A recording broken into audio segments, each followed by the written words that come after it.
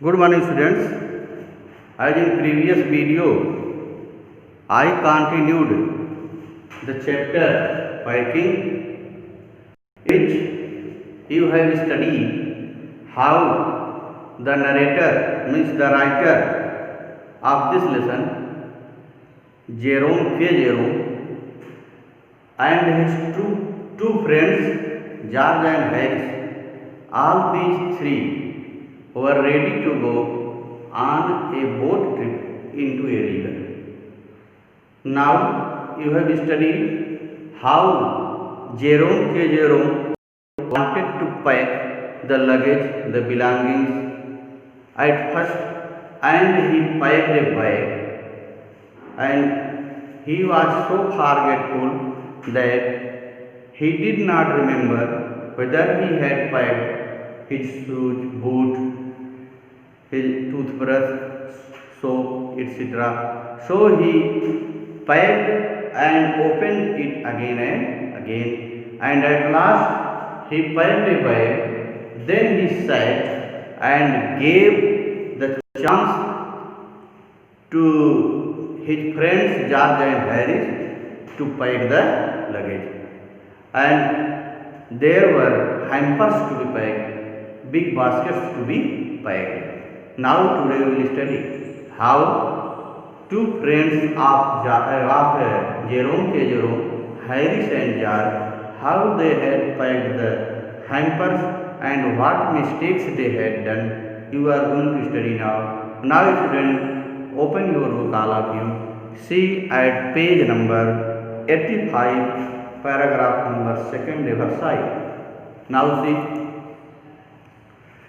It did. They started with breaking a cup. They means George and Harris both. When Jerome K. Jerome gave the chance to his friends George and Harris to pack the hampers, they started packing, and first mistake that they had done, that they had broken a cup. That was the first thing they did. They did that just to show you what they could do and to get you interested. Then Harris spread the strawberry jam on top of a tomato and squashed it. Squashed means pressed it. Squashed means pressed it, crushed it, destroyed, damaged. Then what did Harris do? Harris spread the strawberry jam on the top of a tomato and squashed it. He piled the strawberry jam on the top of tomato and it was squashed. And they had to pick out the tomato with a teaspoon. The tomatoes were smashed, crushed, and they had to take out the tomato with teaspoon. This mistake. See paragraph number 9. And then it was George's turn. Then George started packing. Then what happened? And he trod on the butter. Trod on? Trod on means stepped on. Stepped means walked on. George came and he walked on the butter. There was butter brick there. Butter packet was there. And George came and he walked on it. He crushed with his feet.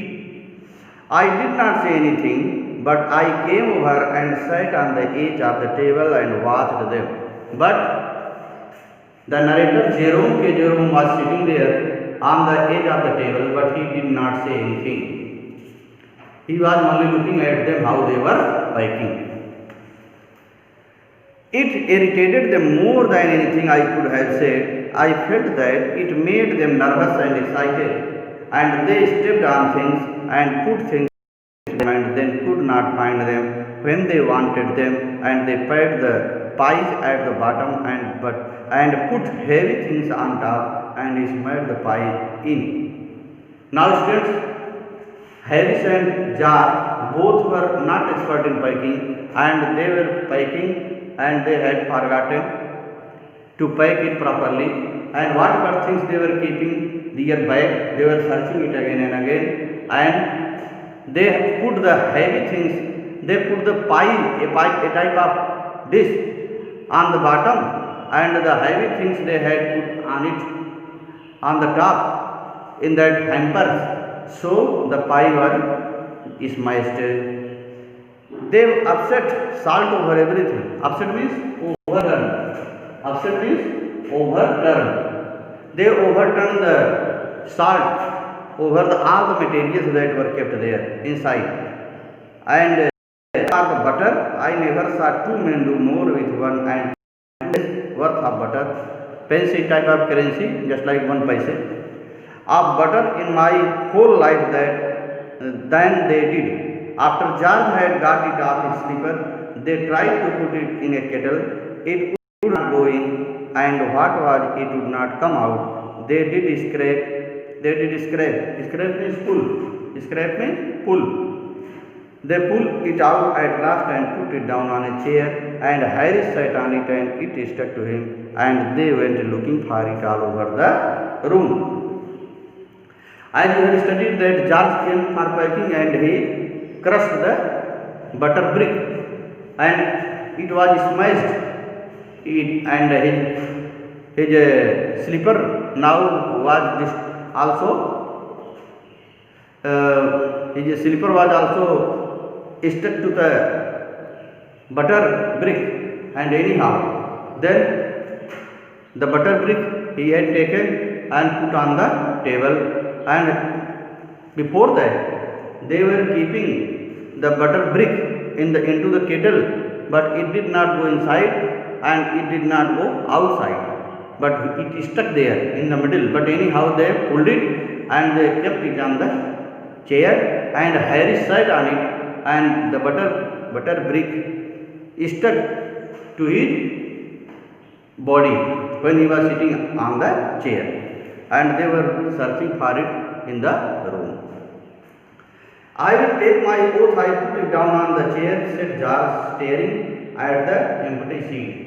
And George was saying that he could take oath that he had kept the butter brick on the chair, but it was not seen on the chair because it had stuck to the body of Harris while he was sitting there.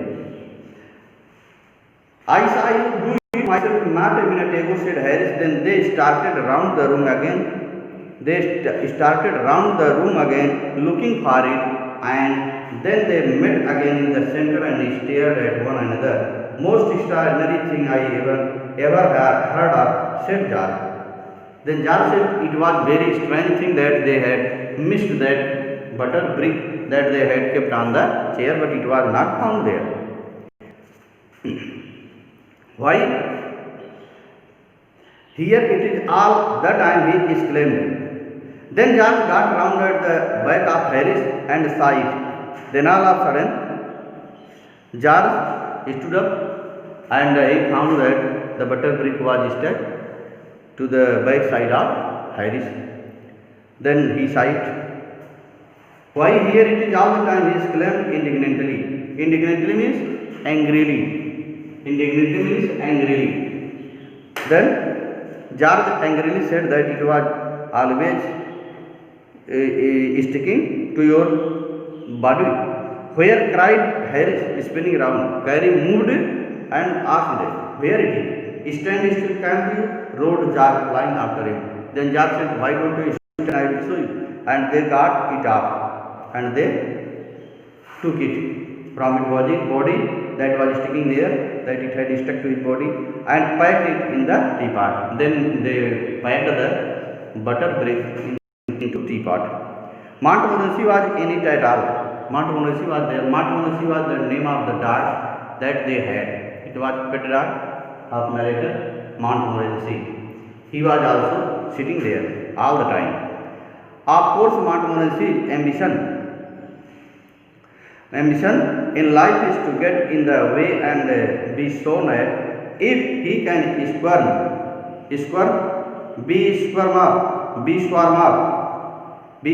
meaning even here get scolded. Montmorency liked it was his habit that if he was disturbing others and they were scolding him, he liked it.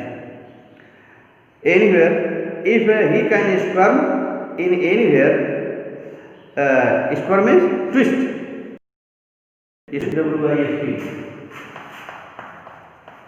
Twist.